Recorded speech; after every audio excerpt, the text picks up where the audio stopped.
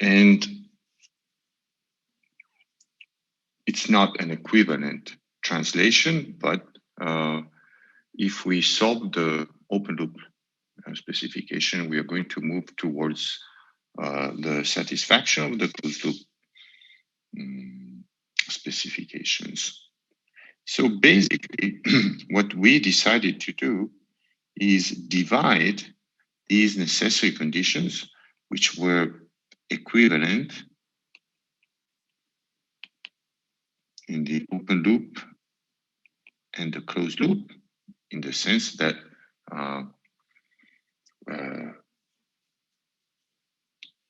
this equivalence may be not very clear, in the sense that if we have an open loop requirement like a pole in zero, this will for sure imply a type 1 system and so on.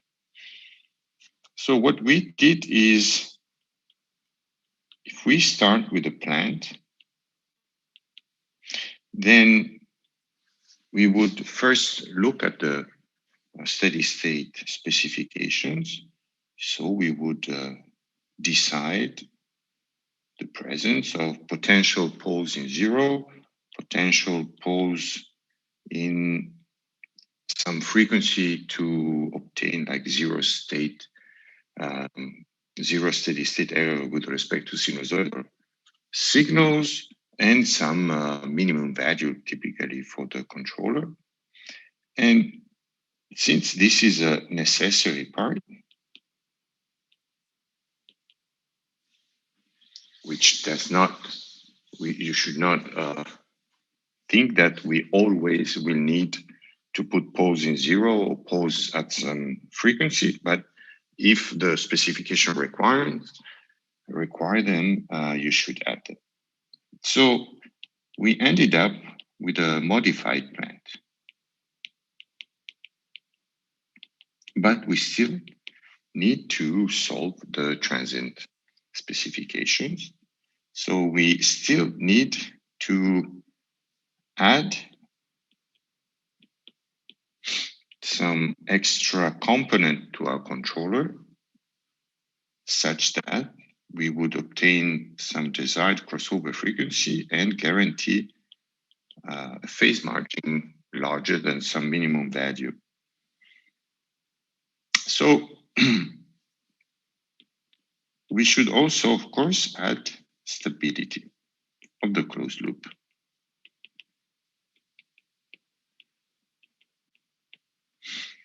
So what we started looking at is a technique which is loop shaping. And this technique applies to a family of plants, which are those for which there are no poles with positive real part. Why this? Because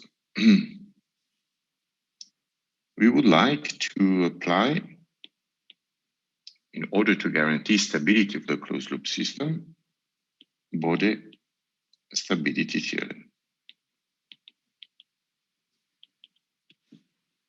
which means that we are not going to introduce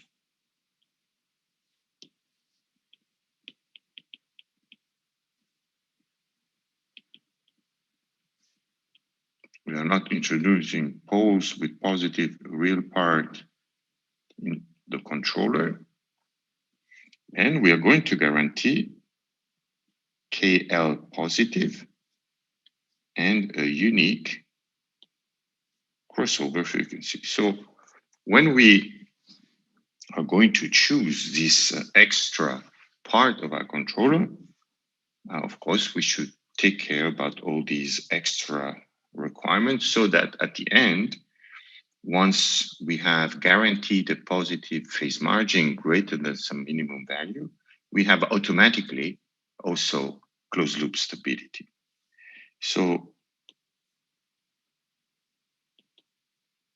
when we will guarantee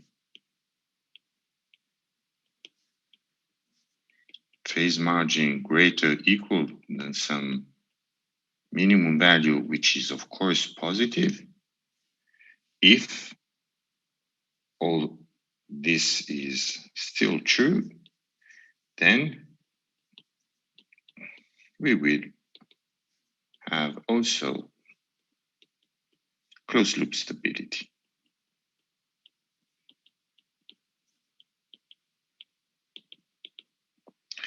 And on Friday, we said, okay,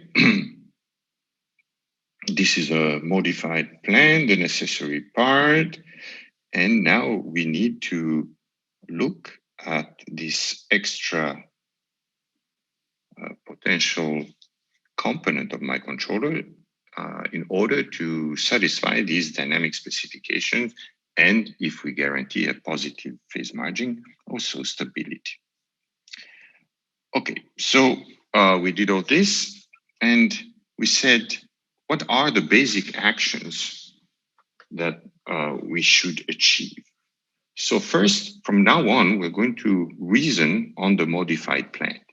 Okay, since we know that some parts are necessary, we include them in this modified plan. So from now on, we work on the frequency response of the modified plan. So the modified plan is made of, again, the necessary part, etc., and the plant.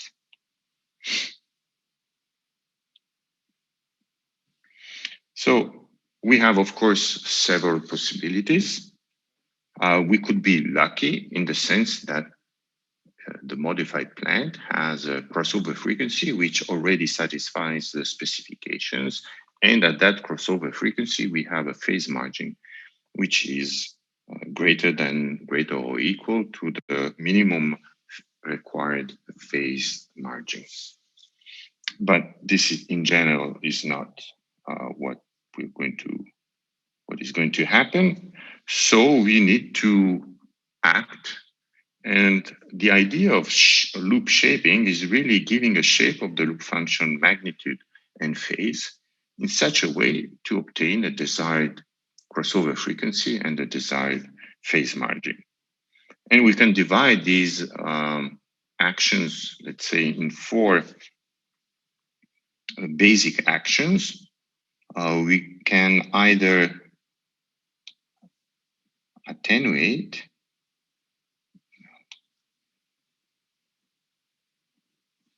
or amplify, or we can increase the phase, or we can admit some decrease in the phase, which means a lag.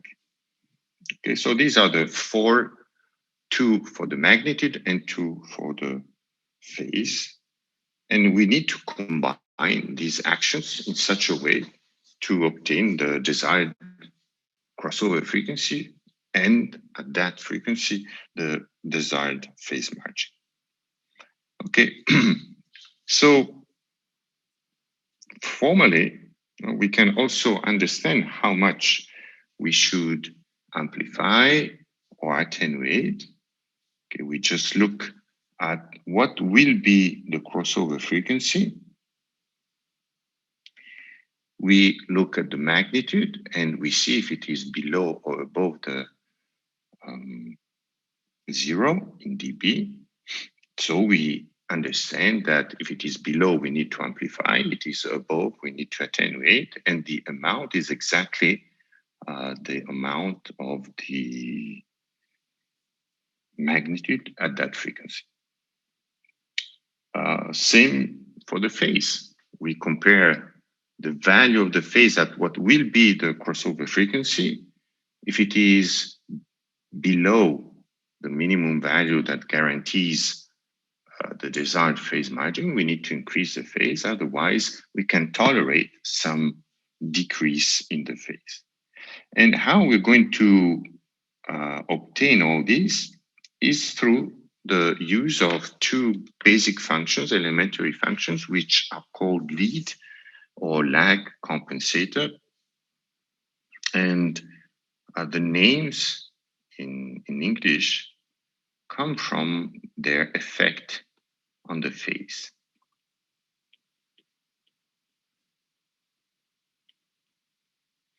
So let's look a little bit more in details these two functions. Let me take, okay, here.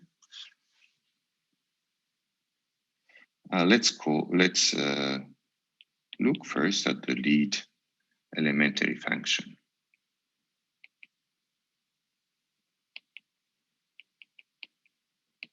So the expression is Ra of S equal 1 plus tau A S 1 plus tau A over MA S. And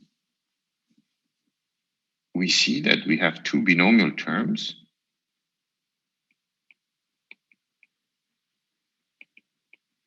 The first 0 has a cutoff frequency in 1 over tau A. We assume that tau A is positive, and of course also MA is going to be positive. The second one has a cutoff frequency. The binomial term has a cutoff frequency at MA over tau A. If we think about the contribution in terms of phase of a 0 or binomial term, remember that this is the contribution, and of a pole in the real case. Okay, so this is the contribution. And of course, when we have a 0 in the pole, we're going to add them. Okay, let me use. We're going to add them. So the objective is to have an overall contribution in terms of phase. So we see that if we have coincidence of the pole in 0, okay, so this is going to reduce to a unit gain function. If the pole has its action which starts before that of the 0, the overall contribution, if you sum these two functions, you see that it will give a negative value. While if the pole is after the 0, we first have a positive contribution in terms of phase, and then it will go back to 0.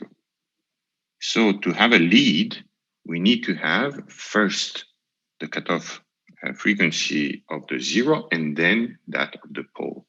So this, of course, leads to choosing necessarily MA greater than 1 in order to have the cutoff frequency of the pole to the right with respect to the cutoff frequency of the 0. So this is the contribution in terms of phase. If we think about the magnitude, since now we have chosen the 0, which has this contribution, the pole, which has this contribution, we see that the overall contribution is going to be something like this. And so we have an amplification. But if we recall how the phase and the margin and the magnitude for binomial terms are placed, recall that the magnitude starts deviating from the 0 value after the phase. And so looking a little bit more carefully, when we look at the sum of the two contributions, we see that the overall effect of this 0 and pole with this pole to the right with the 0, so of the lead compensator, we have a phase that starts increasing before the magnitude starts increasing. Okay, So we will keep this in mind. For the lag compensator, which in Italian is called rete attenuatrice. So in Italian, the highlight is not for the second elementary function, is not on its effect on the phase, but on the magnitude, which I think is more correct. And we will see why, because in the use we will make of this function, this is the effect that we would like to obtain. So remember that the lag is something that always we would like to avoid. So if it is really necessary to introduce a lag compensator, it's because we have the necessity of some attenuation. Why is it an attenuation? Because if we do exactly the opposite, so the Ri of S, which has this function, this expression, of course, tau I needs to be positive. And now we're going to choose mi greater than 1. So in terms of magnitude and phase, we have generic contribution of 0, generic contribution of the 0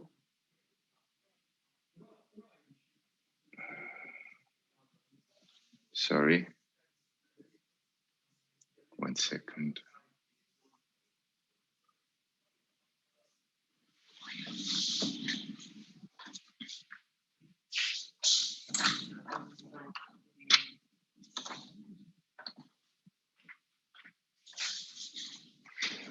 So we need, this is the contribution of the 0,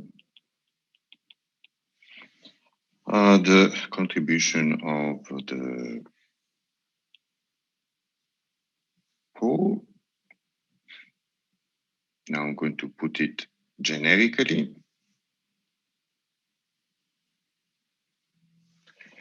So we see that if the pole has a cutoff frequency, the pole is 1 over tau 1, tau I. This is mi over tau I. So this time, if we put the cutoff frequency of the pole before that of the 0, we have an overall effect which starts from 0. We start attenuating, and then this is the magnitude. And for the phase, we will have a lag that will go back to 0. So, and this is what we have in general here. Okay, so these are the two basic functions that we're going to use in order to give a shape to this loop function in order to obtain the desired crossover frequency and phase margin. So let's take a white page.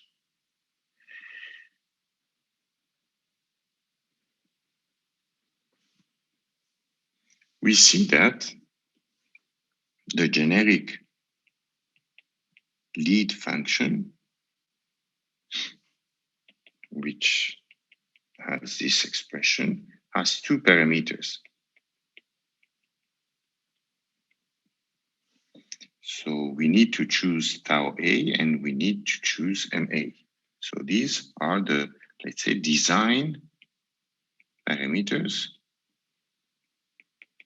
which we need to choose in order to obtain the desired increase in the phase, and if necessary, amplification.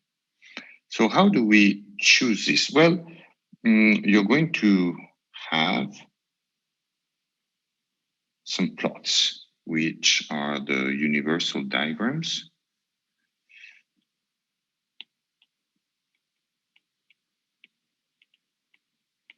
And these plots represent family of lead functions where we will have omega tau instead of omega in the abscissa. So this is what is defined as the normalized frequency. And so we can put all the different plots for the magnitude and phase as just a function of MA. And what we are going to see is for a given value of MA, I don't know, for example, 2, we will have some plot for the magnitude and some plot for the phase. If we choose MA, if we think about these contributions, if we increase MA, you see that the pole, the 0 remains at its place. The pole is moved more to the right. So we have an increase in terms of amplification at high frequency and an increase in terms of phase lead. So an increase, let's assume this is M equal 4, and an increase in terms of the phase contribution, and so on. Okay. The more we increase the magnitude, the more we also will increase the phase. And these are plotted here. So this is a plot that you will be allowed to use if during the written exam. And so you see the normalized frequency and you see the plots of the magnitude and phase for different values of MA.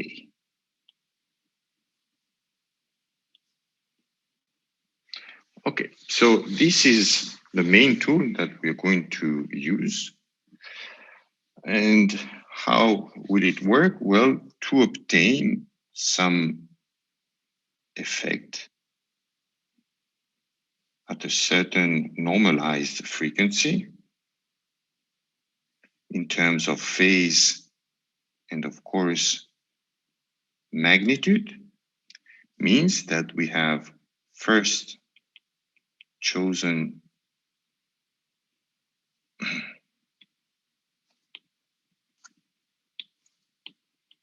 we first choose MA, which of these plots, and of course, then we choose the normalized frequency. In fact, this is a one step. This is a single step because we choose the pair MA and omega tau A. Then, in order to obtain this effect at a given frequency, we need to choose tau A. So we need to get rid of this normalized frequency and choose a proper value of tau A. And this happens, this is very straightforward. So we have chosen the normalized frequency. We want to obtain this effect at this specific frequency, and therefore we can solve in tau A. So tau A is going to be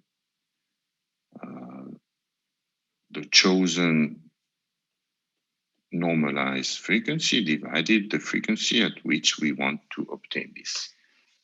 Okay, So let's move to some examples so everything will become more clear. First situation. We have some 4 typical situations. And of course, all the cases will not be within these 4 cases, but the possible actions are all within these 4 cases. So let's imagine that we have a modified plant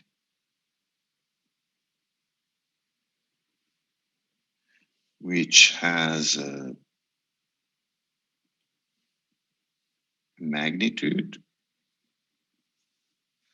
and a phase. You see, I'm starting typically with a magnitude in omega 0 infinite because there may be some poles in 0. So the phase will start typically from minus pi over 2 and then will decrease to some other value.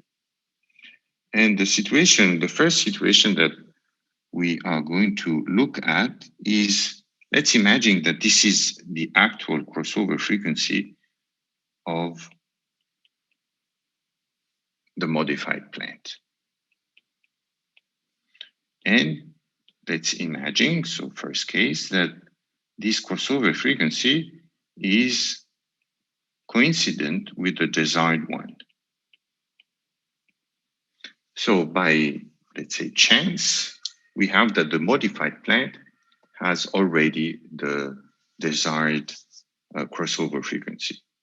So what we should do next is we should look at the phase. Having the crossover frequency already at the proper place means that we should make no action in terms of magnitude modification.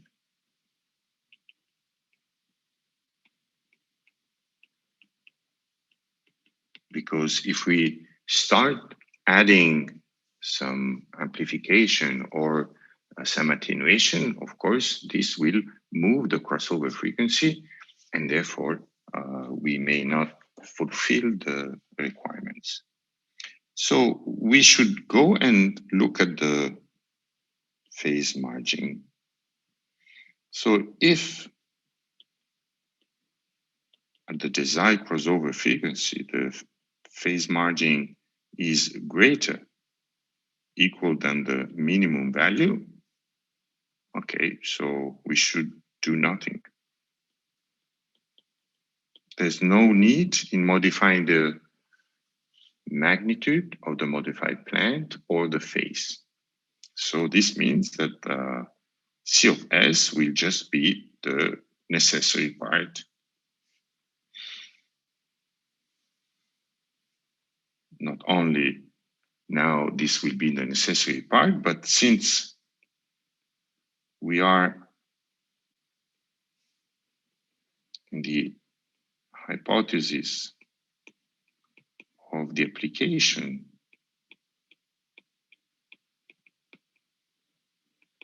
of Bode's stability theorem,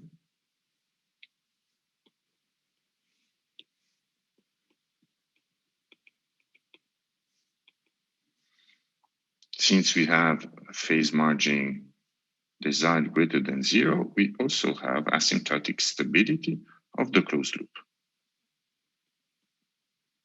Okay, so that would be the ideal case.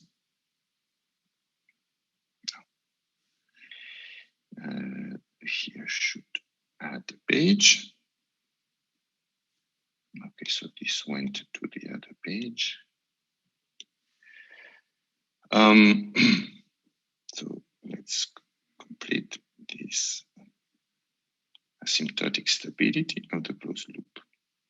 So what happens if instead we have the desired crossover frequency, which now coincides with the actual one, a phase margin which is not sufficient? And so graphically, let's assume this is minus pi, and let's assume that this is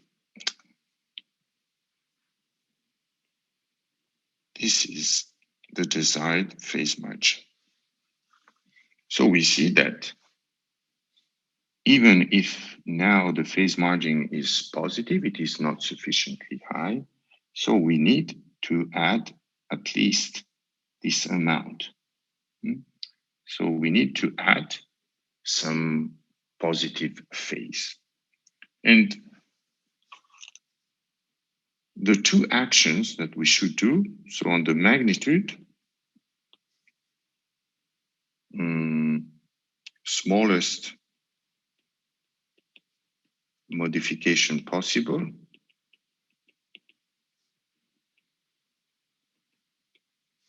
and for the phase, we should add or increase the phase by what amount? Well, this is the phase of modified plant at the desired crossover frequency, which now in this special case coincides with the actual crossover frequency plus pi. This is not enough, so we should increase by the difference between the desired one and this one.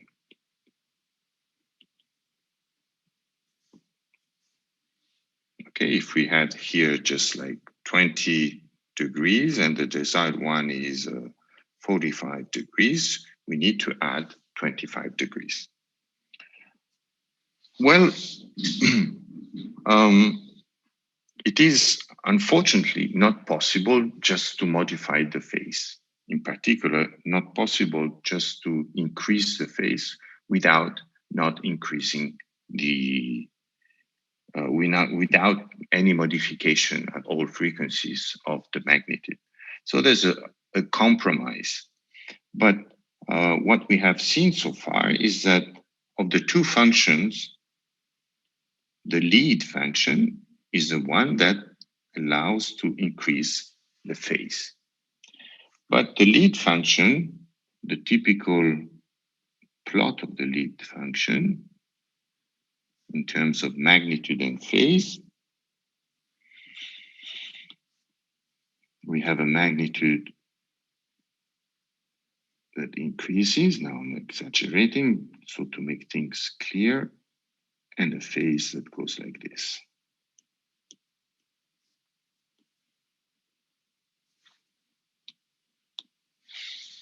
So we see that there is a possibility to have some increase in the phase without changing the magnitude too much. So this means that we're going to try to place this lead function in such a way that we obtain the desired contribution in terms of adding some phase and the smallest possible value of, for example, the amplification. Okay, let's see a little bit more in details our example, since we have some nice plots. So this is the situation. In this example, we have the actual phase margin is 0, so we need to increase exactly by the desired phase margin. Okay, this is clear here. So how do we choose the lead function? We need to choose MA and tau A. Okay, but we said first we choose MA and the normalized frequency, and then as a final step, we will derive the tau A. Okay, so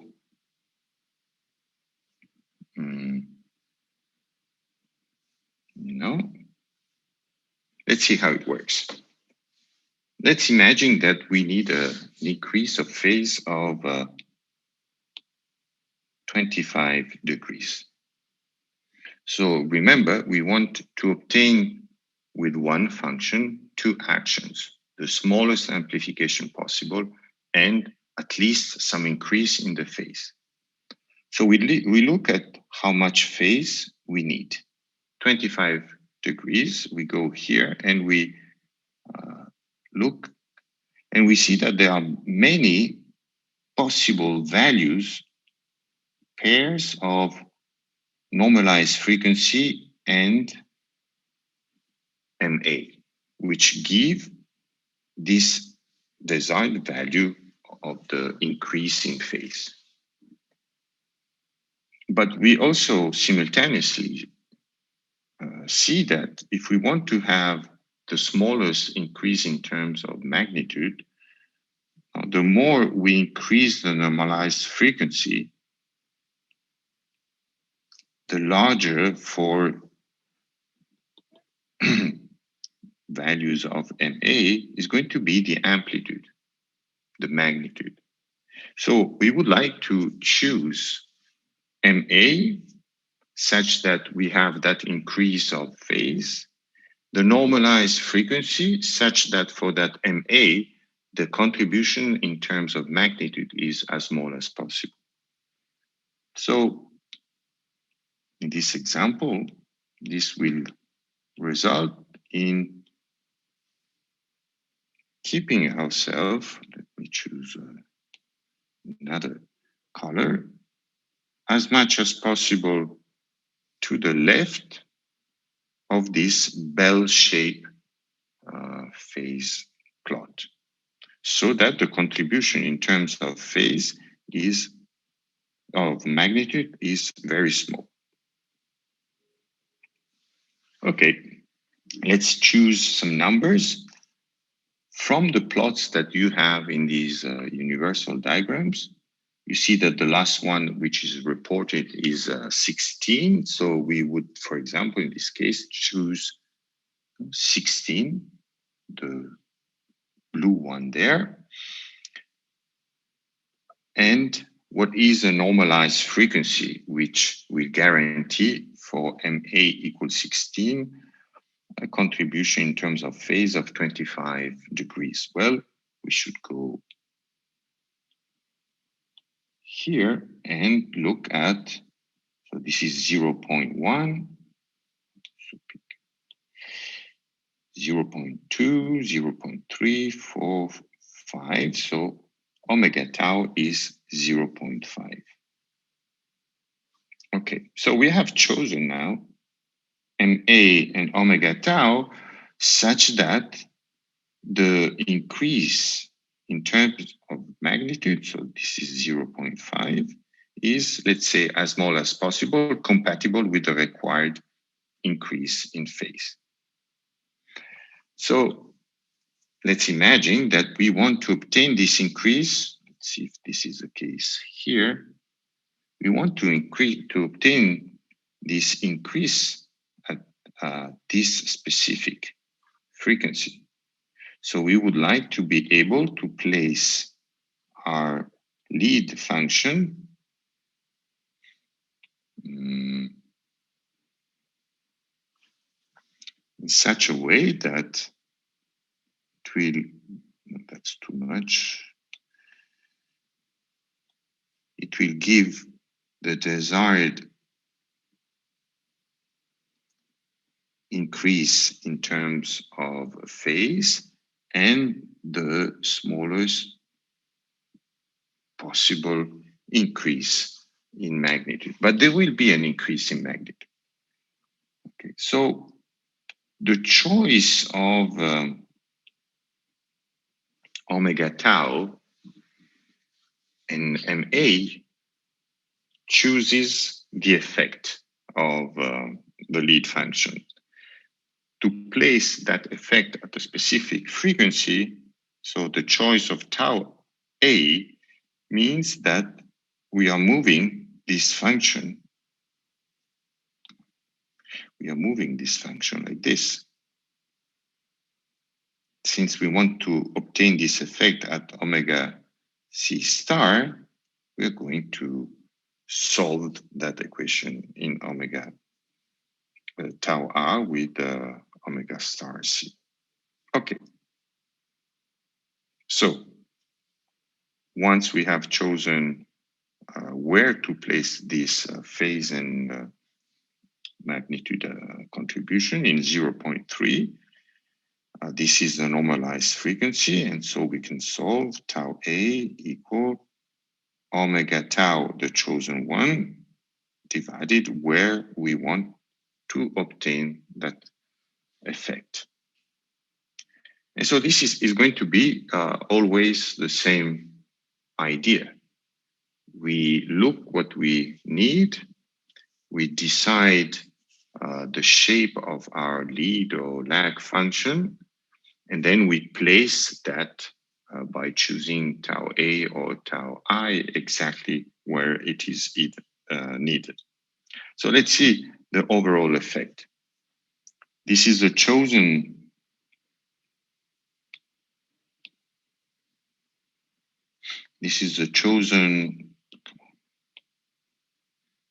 sorry, 1 second. So like this. The chosen lead function, we see its contribution in magnitude and in phase.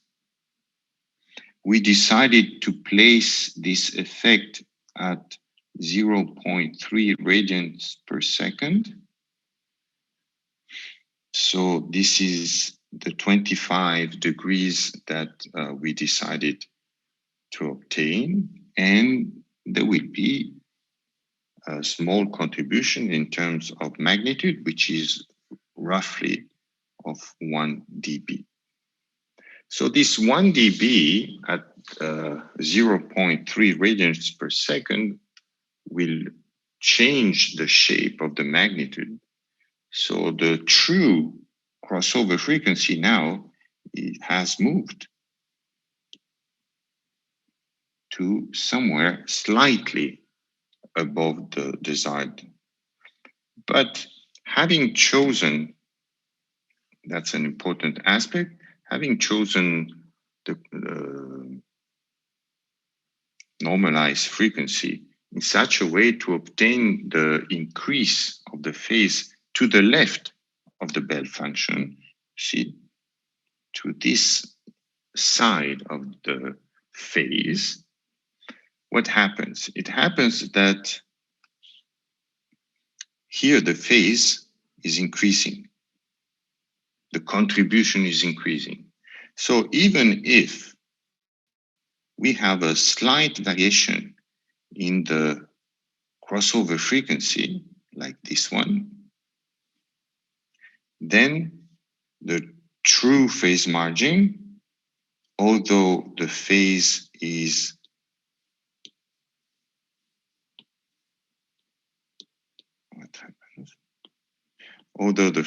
decreasing, this increase of the contribution of the lead function compensates the decrease of the phase of the modified plant. So we have, it is highly probable that the phase margin will still be guaranteed even if the crossover frequency has moved slightly.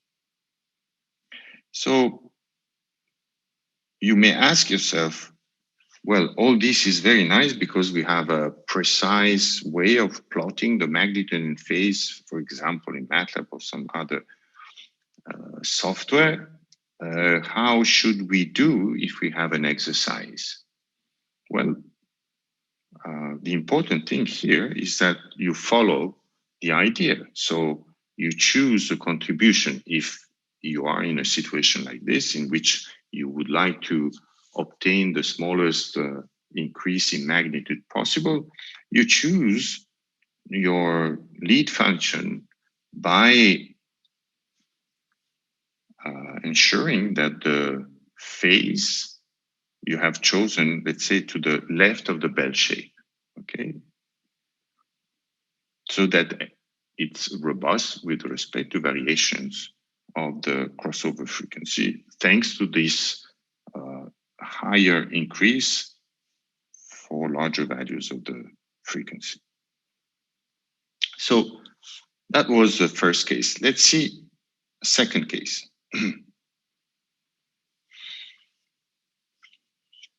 Any questions on the first case before I go further?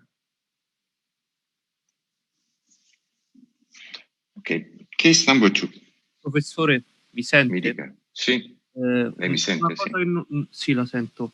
Una cosa che non ho capito è quest'ultima. Se ho una piccola variazione della crossover frequency va bene a patto che? So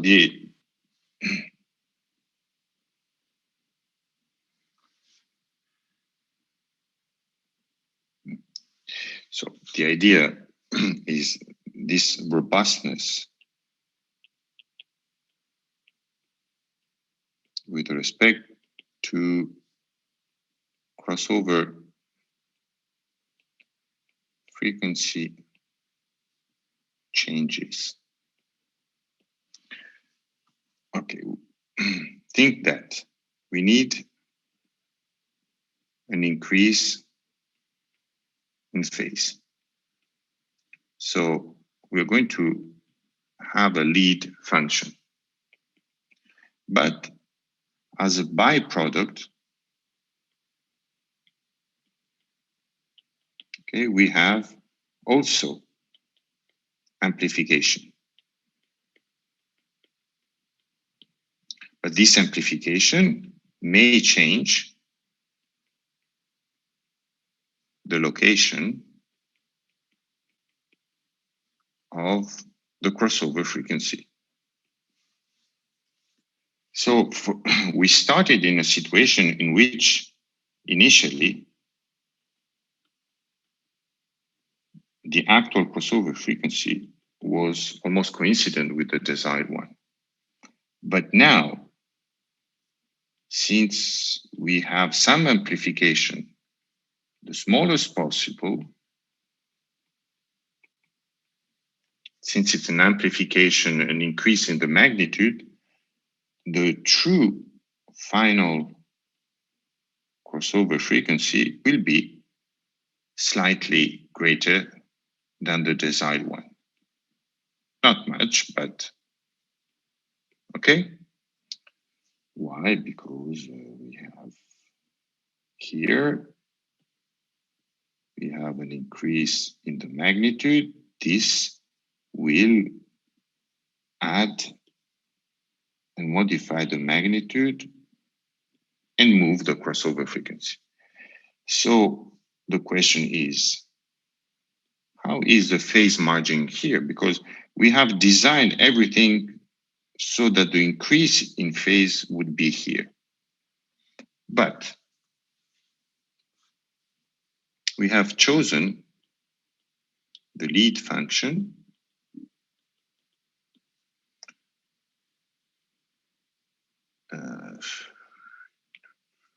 in such a way that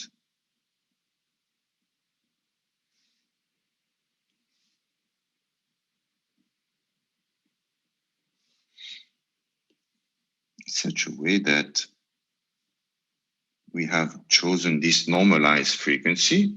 This is a contribution we are going to obtain here. What happens at a slightly higher frequency? So what is the increase of phase given by the lead function at the true crossover frequency here? Well, it will be to something somewhere here. So it will be at a higher, we will have a higher phase lead. So higher phase lead, because we have chosen the normalized frequency in this increasing part of the bell shape of the phase. And this higher phase lead, in general, will compensate. Now remember that our phase of the modified plant was decreasing. Let's assume that this is minus pi. Here, of course, it will go to some value. Let's assume that this is the actual value. This is the desired value of the phase margin. And so we need to increase by this amount. And this was omega C desired. So we have chosen our,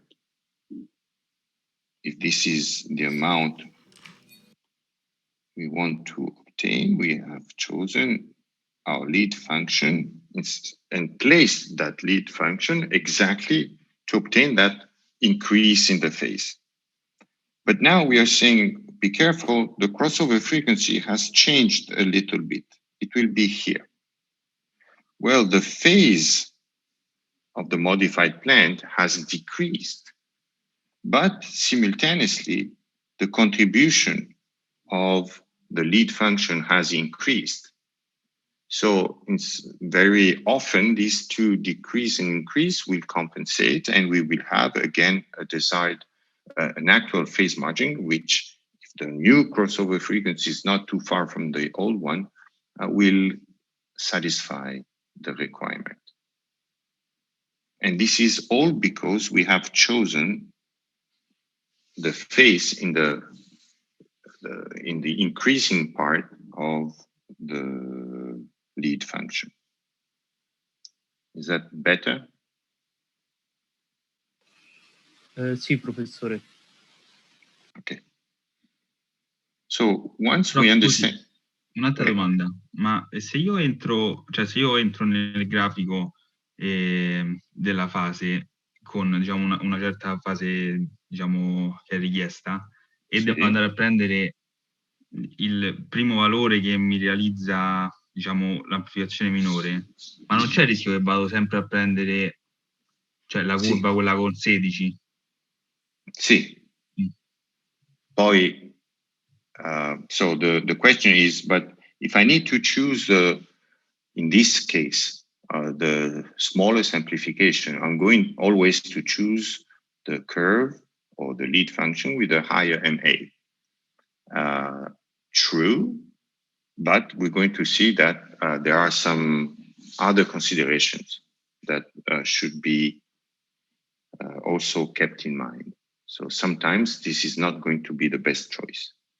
It's going always to be a compromise. Remember that there is no unique solution to this problem. Okay, so here I'm giving you some guidelines on how to choose and some reasoning that you should do in order to choose a good lead or lag function. So, second case. Second case, we have the modified plant, magnitude and phase, and we see that the actual crossover frequency is too high with respect to the desired one. So we understand just from the magnitude plot that we need to decrease the magnitude exactly by this amount. So this is the required attenuation.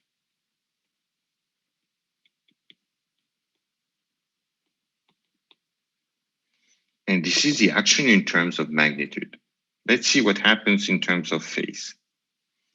In this specific situation, we see that we are, let's say, lucky in the sense that at what will be the desired, the crossover frequency, we have a value of the phase, this value here, which will guarantee a sufficiently high contribution in terms of phase margin. So if the phase does not change, we will have a phase margin which is higher than the required one, which is a good thing.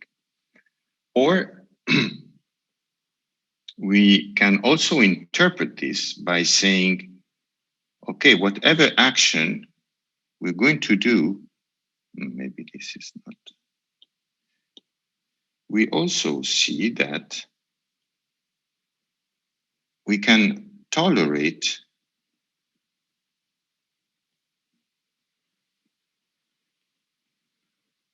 a maximum lead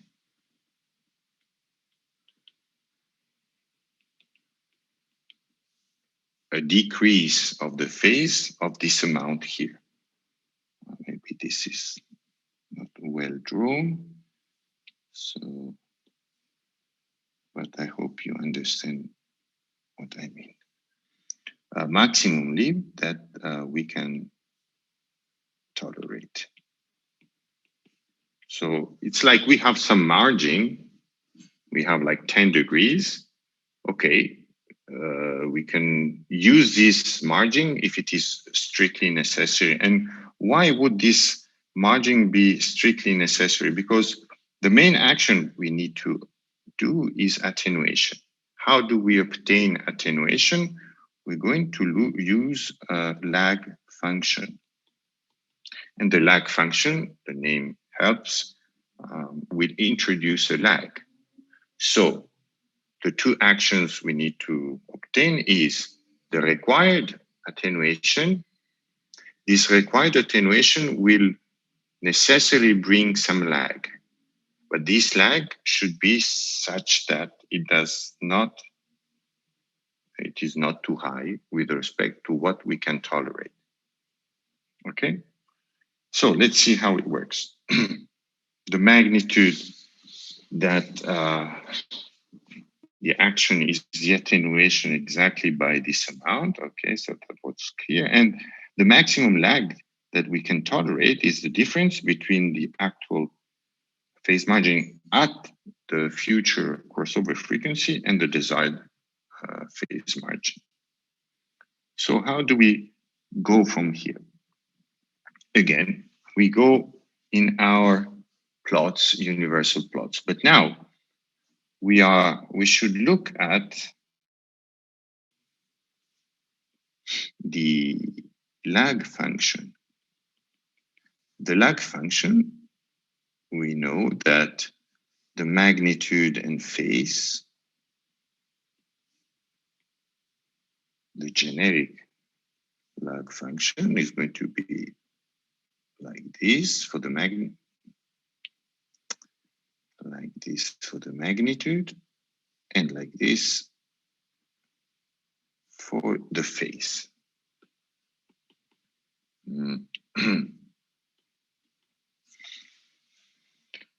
So if we look at our universal plots, we should just interpret the magnitude in phase with the change of sign. Okay, all these should be negative values so that we can use the same plot. That's as simple as this. Okay, now this is almost the opposite situation with respect to what we saw before. We need to have a certain attenuation. Okay, let's imagine this is the attenuation that is required. So if we are now on the normalized frequency, which value of the normalized frequency should we choose? The one that will give us a lag which is smaller than, if we assume this is a maximum allowed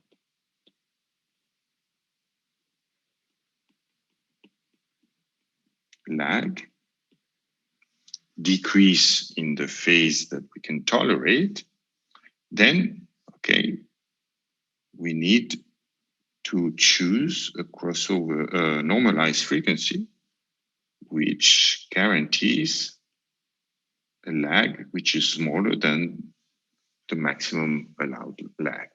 Okay, so that's the idea. So let's take some numerical example. Let's imagine that we need to attenuate 17 dB, and the maximum lag is that we can tolerate is 7 degrees, which means that we can add at most minus 7 degrees of lag at that frequency. To obtain 17 dB of attenuation, we choose MA equal 8. And we see that there are many possible values of the normalized frequency which guarantee that attenuation. Which one of these are we going to choose? Well, we are going to choose the one that gives a decrease in the phase, or phase lag, which is compatible with the 7 degrees that we know are the maximum allowed lag. We choose the smallest value of the normalized frequency. Okay, so this is 7 degrees minus 7 degrees, and this is omega tau equal 60. Why are we going to choose the smallest? We're going to see this in a second. So once we have chosen, again, the pair,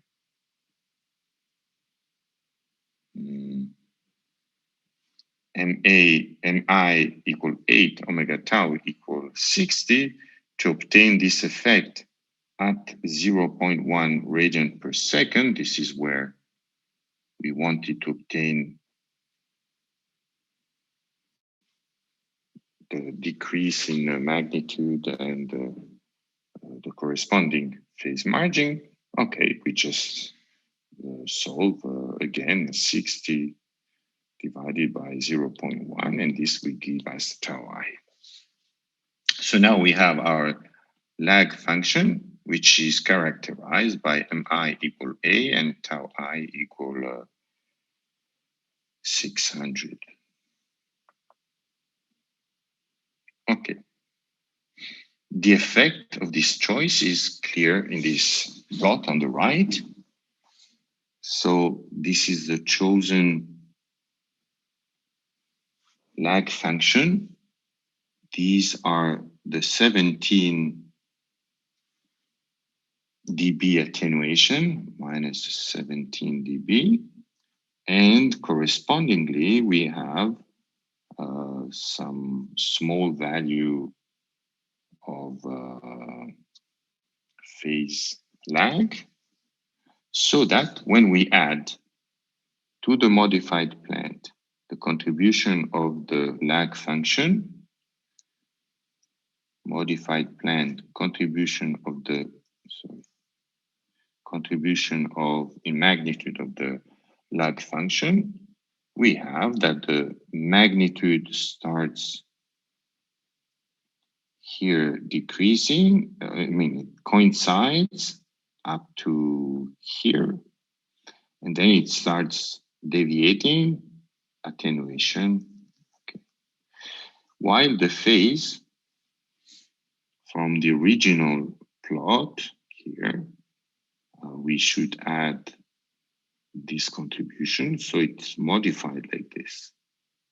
But at the desired crossover frequency, we have the required phase margin, and we have obtained the required crossover frequency.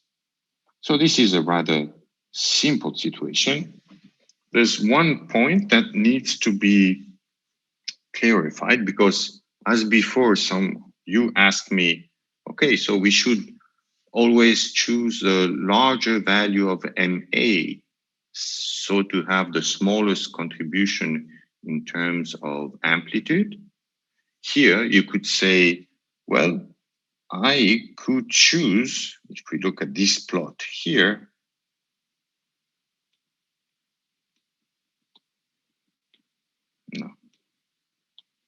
if we look at this part of the plot, I could choose values of the normalized frequency so high, if we think that these plots are going to converge to 0, so high the magnitude is going to remain constant and the lag is going to tend to 0. So why not choosing 10 to the 1000, sorry, 1000, 10 to the 3 or 10 to the 4, etc. So that the lag is going to be extremely small. Well, there's a reason for that. So we can compare the effect of two lead functions. Okay, so these two lead functions guarantee the same attenuation. So this is the magnitude. We see that at this frequency, which is going to be the desired crossover frequency, both lead lag function give the same contribution. So they have exactly the same effect in terms of magnitude, which brings the crossover frequency to the desired value. In terms of phase, we see that our, let's say, I2 is the one with the higher normalized frequency. We see that we are introducing an even smaller lag. So apparently we have a better solution because the resulting phase margin is slightly larger than the one obtained with R1. Where is the potential problem? Let's see what happens in terms of magnitude. So we said, yes, at the crossover frequency, we have exactly the same effect. But the lag function with the higher normalized frequency starts attenuating much before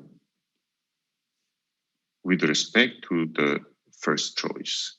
So the overall effect is that here, the loop function, the resulting loop function,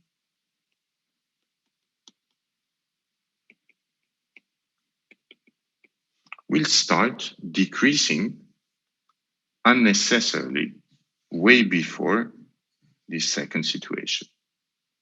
And we will understand very soon that in general, the loop function, we would like the loop function to have magnitude at low frequency as high as possible. This goes into the direction that we are adding poles. In the origin, it gives infinite magnitude at the 0 frequency, or we are increasing Kc so that the loop function has high values at low frequency. So this is better than the loop function resulting with a choice of the higher omega tau. So the overall message here is choose the omega tau, which gives you the lowest value of omega tau, which gives you the required attenuation compatible with the lag that we can tolerate.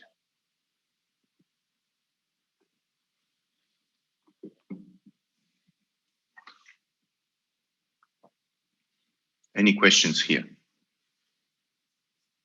We still have two cases to look at. Io, professore, volevo chiedere, ma in teoria, avendo una omega tau più grande, dovremmo avere un sistema più robusto? Cioè una stabilità più robusta? Omega tau, perché come lo collega con la stabilità robusta? Perché c'è un phase margin più elevato?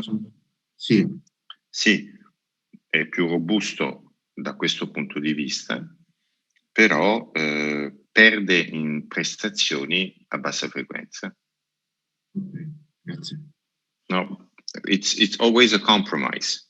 We should now get into this idea that there are some optimal solutions, but these optimal solutions are with respect to some specific criteria. So if robustness is more important, so obtaining a higher value of the phase margin is important, well, it means that our original specification of desired phase margin was not correct.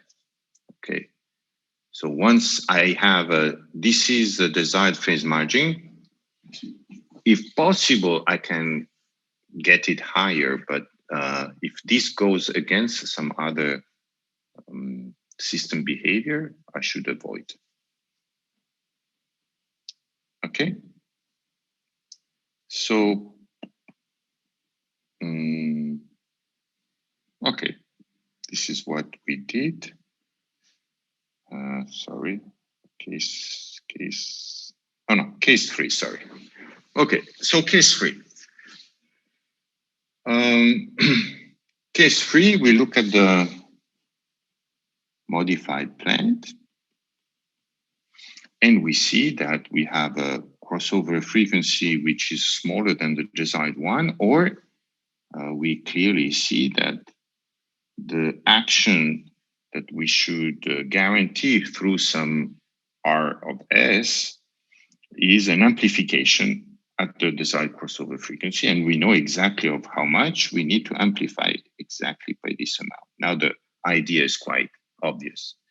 So once we obtain this amplification, we will obtain that crossover frequency, and if the phase is not modified, we see that the resulting phase margin would not be sufficient.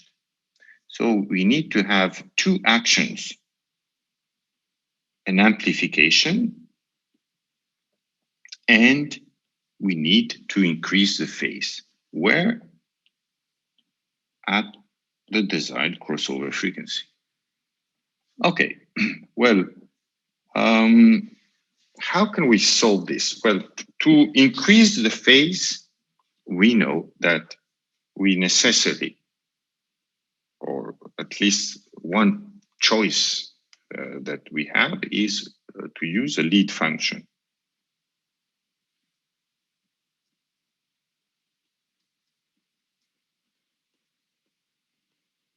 And we know that the lead function has two effects. It introduces a lead, but it may also introduce an amplification. Before, we were, in case 1, in a situation in which this amplification was not wanted. Okay, it was something that we wanted to avoid. Now, this amplification may help us in solving our requirements. So we have several choices. We can either try to solve with just one lead function, but this is generally quite tricky. So the general idea is we choose the lead function by choosing always the normalized frequency on the left part of our Bell function without being excessively focused on if we are increasing too much the magnitude, this goes into the direction. If the resulting amplification is not sufficient, then we can add an extra gain to our controller, because this extra gain will modify the gain of the loop function, increasing the value of the gain of the loop function. But this in general goes into the good direction to reducing some steady state error. So this is allowed. What was not allowed was a reduction of the loop function gain. Okay, let's see how this works out. Let's imagine we need 20 dB of amplification and an increasing phase of 25 degrees. So either we try to look for a lead function which gives 20, etc., but this may result in a choice to obtain some amplification, a choice to the right of the Bell function of the phase. So we're going to avoid this. The important thing is that we choose the phase remaining to the left of the Bell function. Then we will have some amplification. If this amplification is sufficient to solve the requirement on the amplification, okay. Otherwise, we introduce an extra gain in the controller, which is greater than 1. So let's take this numerical example and let's see what we can obtain. So we start by trying to introduce these 25 degrees. We see, for example, that there are many choices. We could choose MA equal 4, and this normalized frequency, which would give us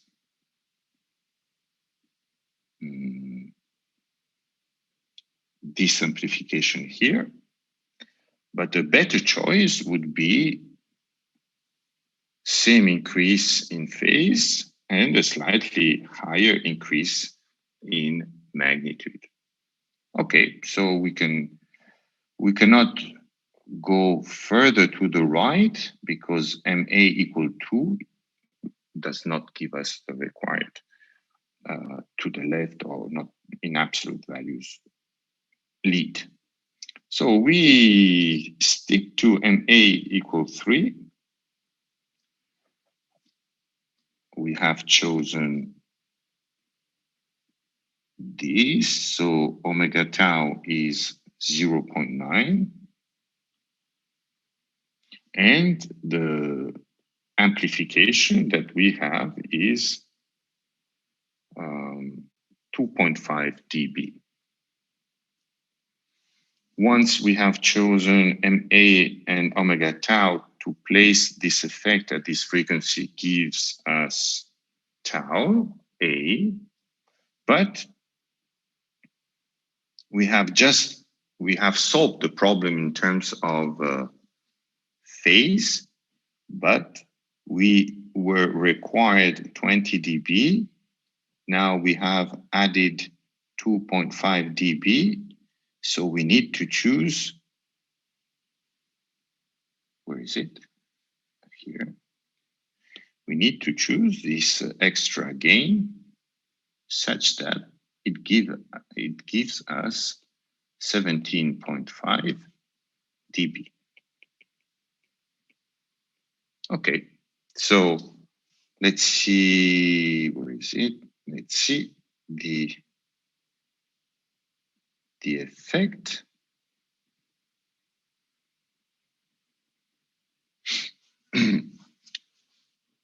This is the chosen lead function.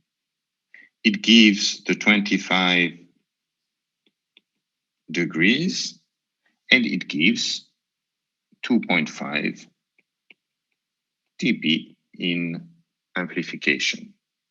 Then if we add 17, if we add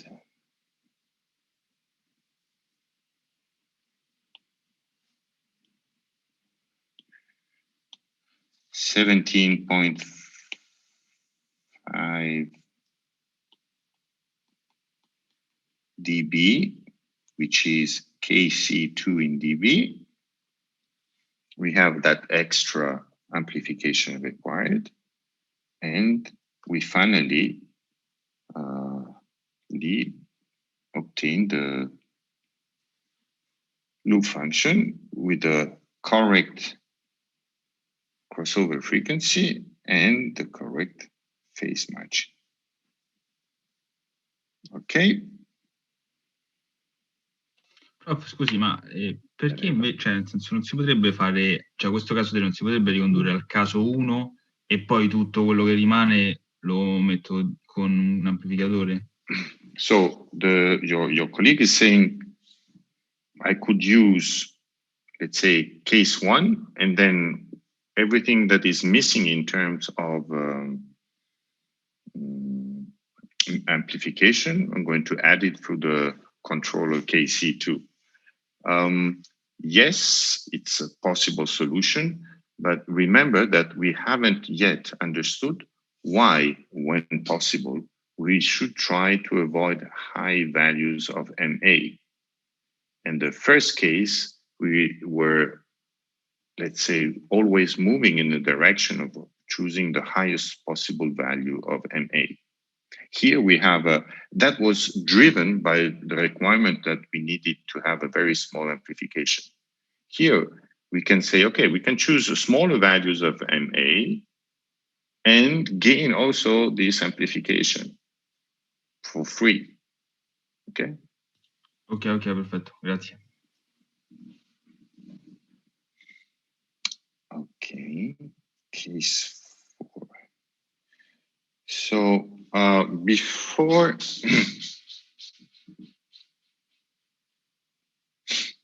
going to the last case, let me illustrate this third case, okay, a little bit better.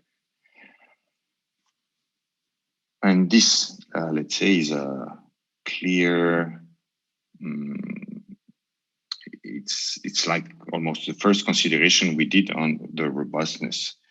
So we want to introduce some amount of phase. Here, it's a higher value, let's say 30 degrees. Okay, let's assume we just look at the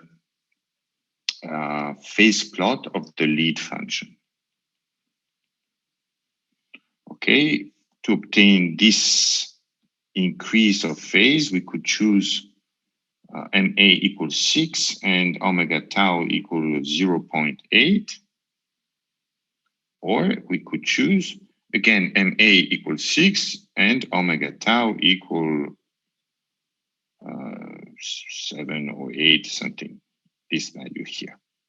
So apparently these two choices are perfectly equivalent in terms of phase contribution, which is true. But if we go to the magnitude contribution, we see that apparently this situation is much better because the corresponding, if we take MA equals 6, it will be, that's very bad, it will be something like this.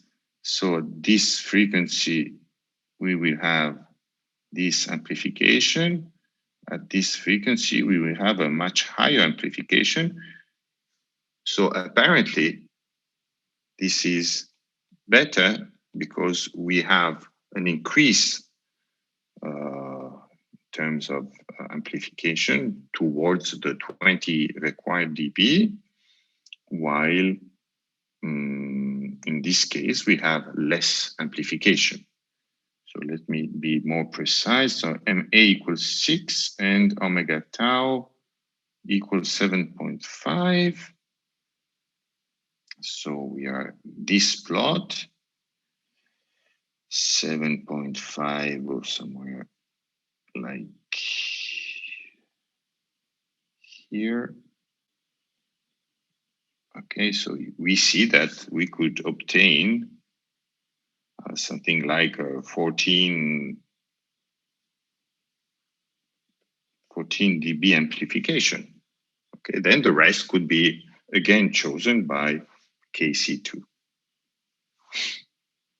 Why do we prefer this solution? Because again, choosing the contribution of the phase in the left part of the increasing bell shape of the phase of the lead function leads to the following situation.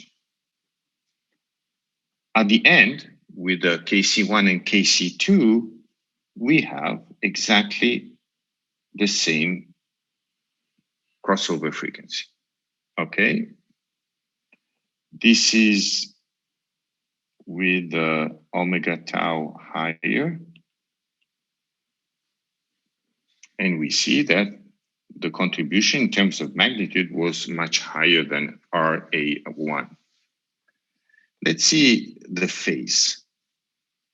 This is with higher omega tau.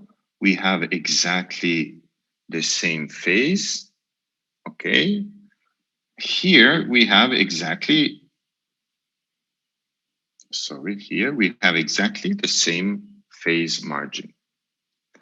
But let's see what happens if we have poor knowledge of, if we have a variation of the crossover frequency.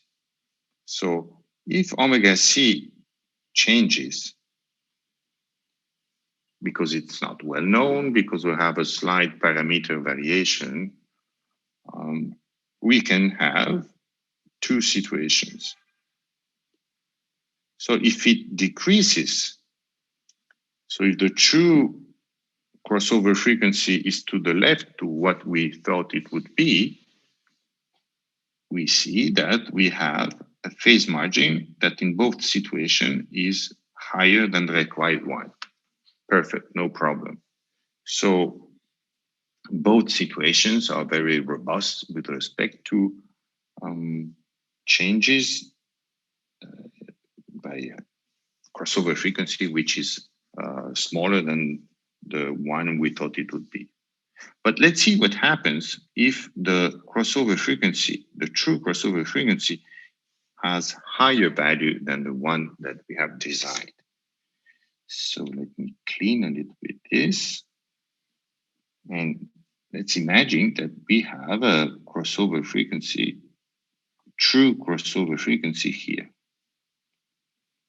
because some value of some parameter is not the one we thought, it's not the nominal value. So the solution with a less increase at higher frequency of the phase will result in a phase margin which is lower with respect to what we were supposed to guarantee, while the solution with keeping to the left of the bell shape gives again a phase margin which is even higher than the required one, because this bell shape is increasing for higher values of the crossover frequency. Okay, so in general, we are going to choose the lead, the normalized frequency always to the left of the bell shape. Okay, so that's again to insist on this choice of the normalized frequency. Let me now briefly explain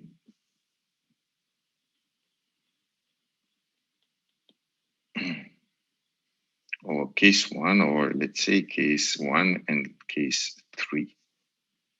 So about the lead function.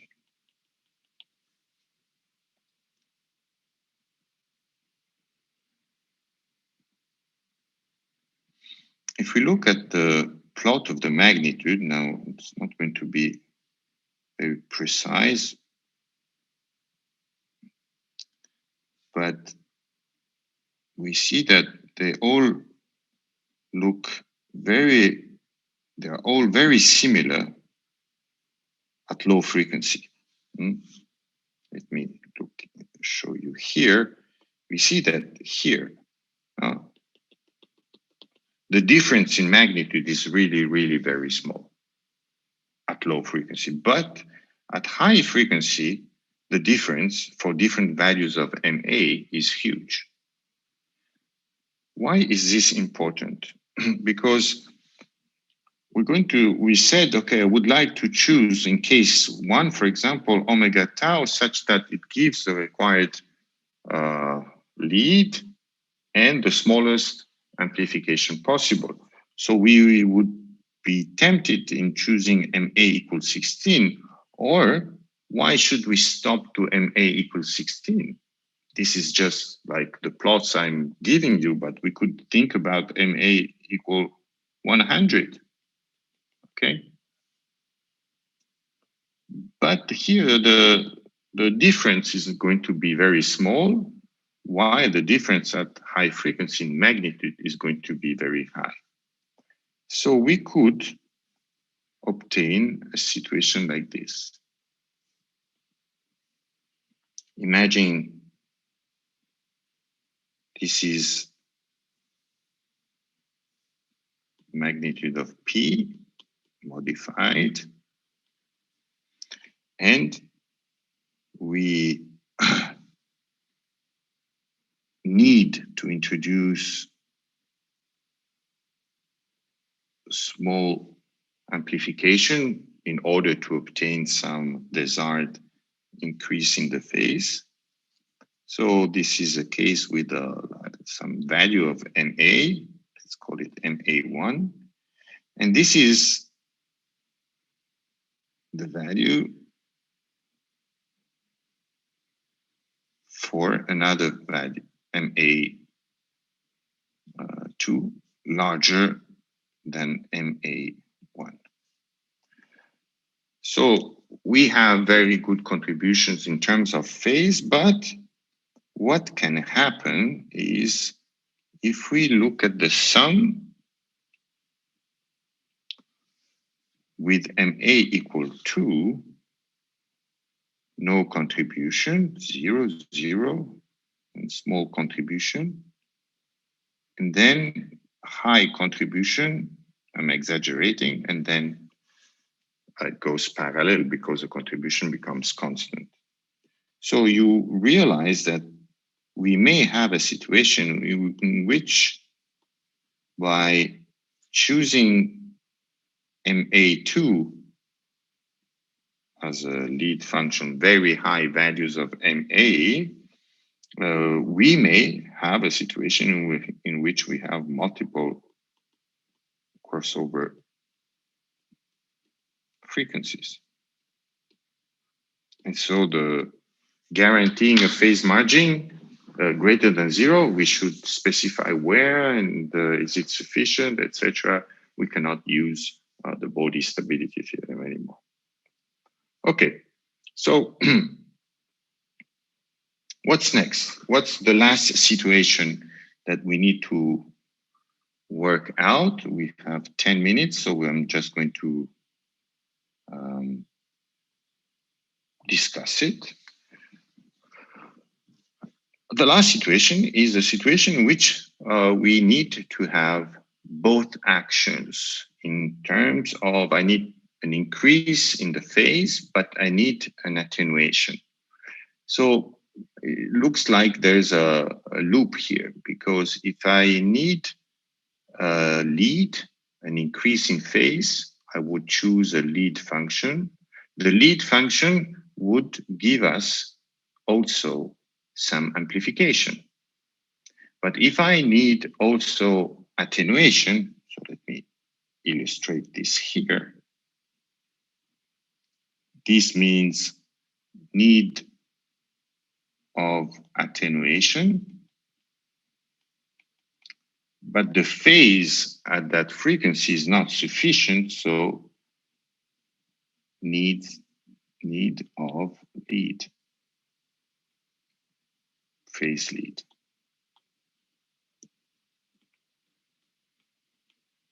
So we were saying phase lead, lead function amplification, but I need attenuation, okay?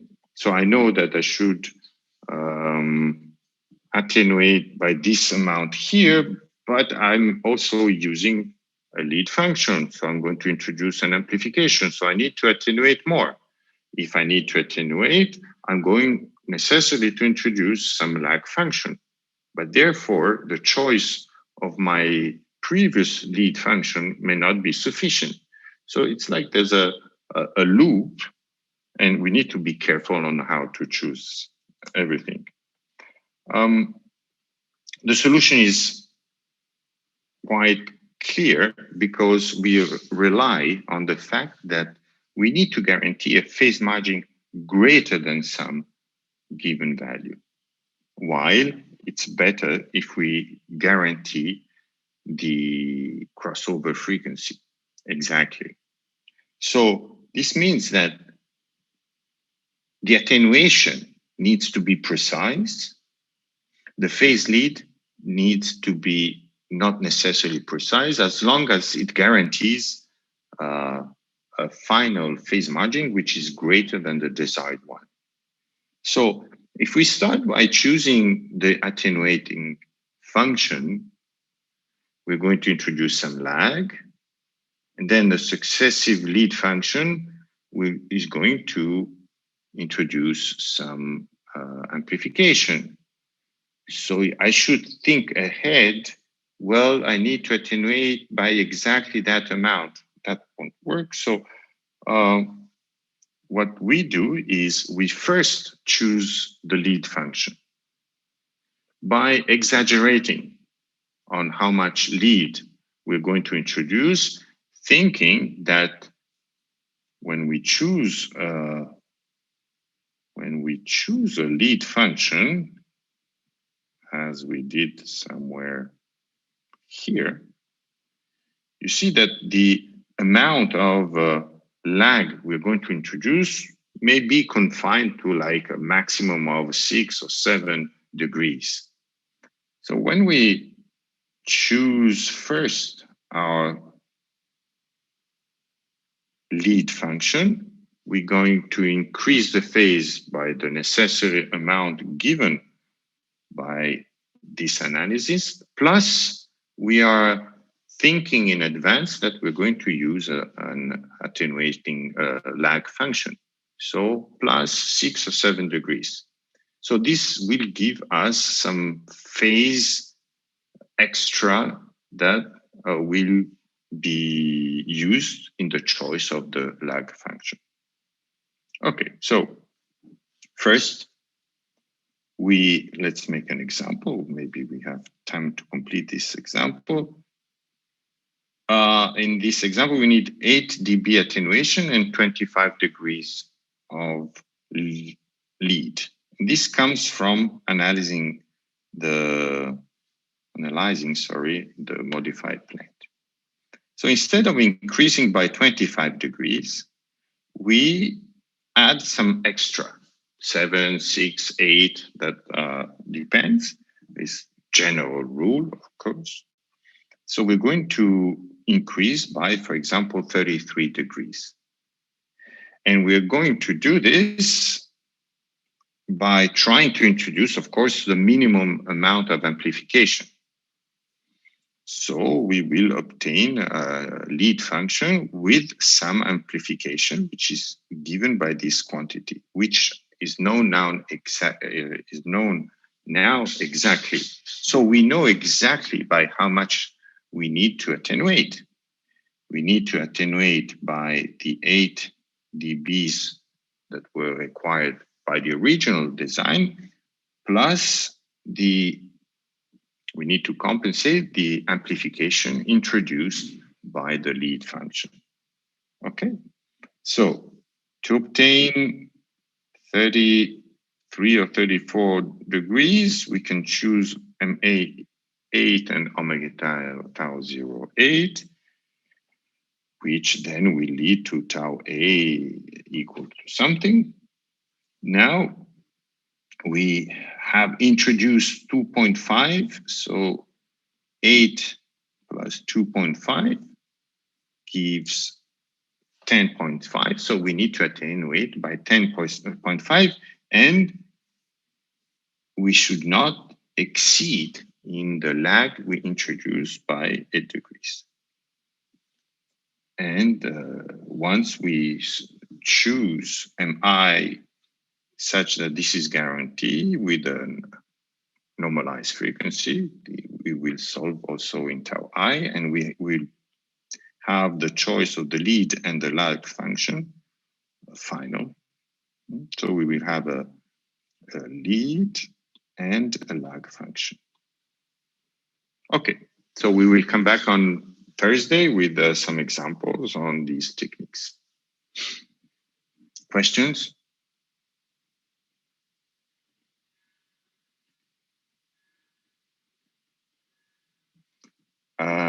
As a reminder, tomorrow at 5 o'clock, there is office hour, but you need to send me an email otherwise I will not open the Zoom session, okay? If there are no requests, there's no need for me to open the Zoom session at 5 o'clock. I will be doing some other things. Professore, scusi. Mi dica. Avrei una domanda sul